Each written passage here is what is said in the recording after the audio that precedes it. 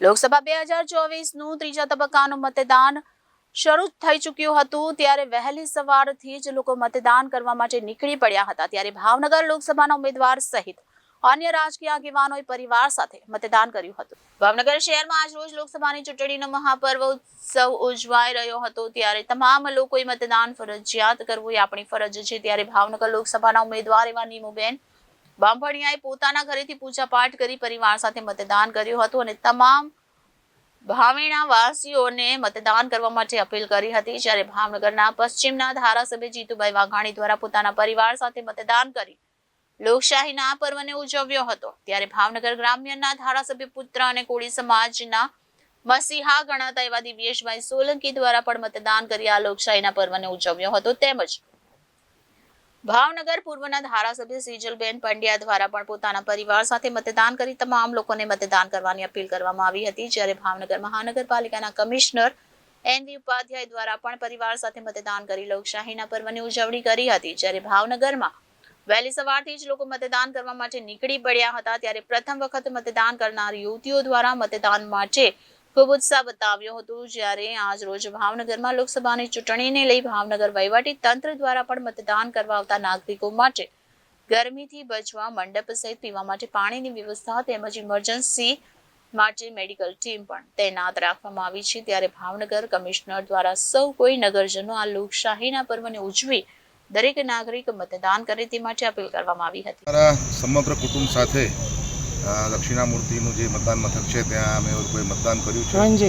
એક નાગરિક તરીકે અમારી જે ફરજ હતી એ પૂરી કરી છે। મતદાન કરીને લોકશાહીના જે મહાપર્વ છે એમાં અમે અમારું યોગદાન આપ્યું છે અને જાહેર જનતા આપણી ભાવનગરની જે છે તેમને મારી એક અપીલ છે કે આજે મતદાન કોઈ પણ સંજોગોમાં કરજો। તંત્ર દ્વારા મતદાન મથક ઉપર ખૂબ જ સારી વ્યવસ્થા કરાવી છે, મંડપ પણ રાખ્યો છે એટલે ગરમીની કોઈ ચિંતા કરશો નહીં। પાણીની વ્યવસ્થા છે, મંડપ છે, બુઝુર્ગો માટે વ્હીલચેરની વ્યવસ્થા પણ છે। જે વડીલો હશે તેમને મતદાન મથકમાં એન્ટ્રી માટે પ્રાયોરિટી આપવામાં આવે છે એટલે તમામ મતદારો મારા ભાવનગરના જે છે એ તમામ મતદારોને મારી નમ્ર વિનંતી છે કે બધા પોતાના મતાધિકારનો ઉપયોગ કરીને લોકશાહીના પર્વમાં પોતાની જાતે સંમેલિત કરે। લોકસભાનું આપણા ચૂંટણીનું મહાપર્વ તરીકે ઉજવીએ છીએ જ્યારે નરેન્દ્રભાઈ મોદી પાસે 2047 સુધીનો વિકાસનો રોડમેપ તૈયાર છે ત્યારે હું આપના માધ્યમથી દરેક લોકોને અપીલ કરવા માગું છું કે વધારેમાં વધારે આપણે મતદાન કરવાનું છે અને આપણા દેશને મોદીજી જે વિશ્વગુરુ બનવા તરફ લઈ જઈ રહ્યું છે એમાં આપણા એક વોટથી આપણે પણ આ યજ્ઞમાં આહુતિ આપીએ। ખૂબ સારું અહીંનું વાતાવરણ છે, ઘણું મતદાન થઈ ગયું છે, ખાસ કરીને સિનિયર સિટીઝન વધારે આવ્યા છે એટલે હું યુવાનોને પણ કહેવા માગું છું અને મારી બહેનોને પણ ખાસ અપીલ કરવા માગું છું કે સૌથી પહેલાં તમે લોકો આવો અને મતદાન કરો, પછી જ બીજું કામ કરો। યહી સમય હૈ, સહી સમય હૈ। તો આપણે વિકાસના જે મોદીજી આ યજ્ઞ કર્યો છે એમાં આપણી મતરૂપી આહુતિ આપીએ અને વધારેમાં વધારે મતદાન કરીએ। લોકશાહીનું સૌથી મોટું પર્વ એટલે આપણી લોકસભાની ચૂંટણીઓ સમગ્ર દેશમાં યોજાઈ રહી છે।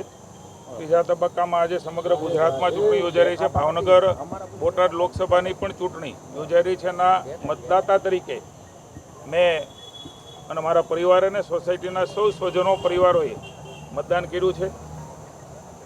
મતદાતા બનો, જવાબદાર બનો, આ સૂત્ર સાર્થકમાં આપણે સાર્થક કરીએ।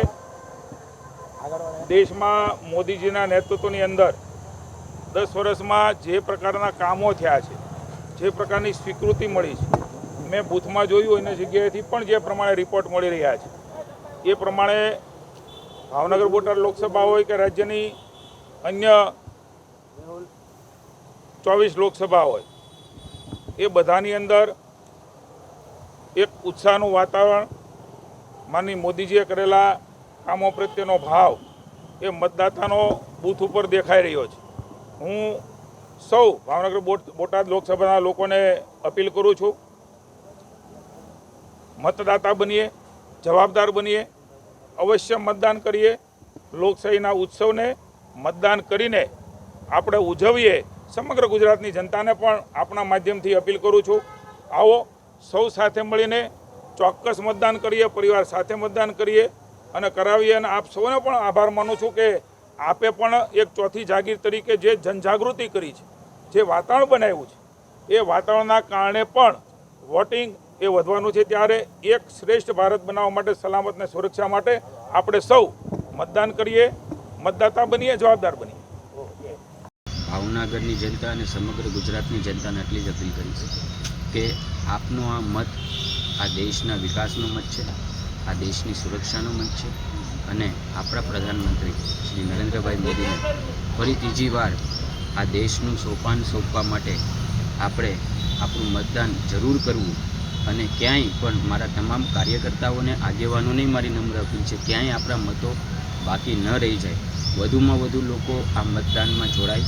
હીટવેવની આગાહી છે, વધુ લોકો પાણી પીવે અને ઇલેક્શન કમિશન દ્વારા ખૂબ સારી એવી વ્યવસ્થા કરવામાં આવી છે. સાથે જ ભારતીય જનતા પાર્ટીના તમામ કાર્યકર્તાઓએ બૂથ સુધીની સારી મેનેજમેન્ટ કરી છે. એટલે લોકોએ બેફિકર થઈ એમનો ખાલી મત દેવા આવવાનું છે, એટલી હું લોકોને અપીલ કરું છું.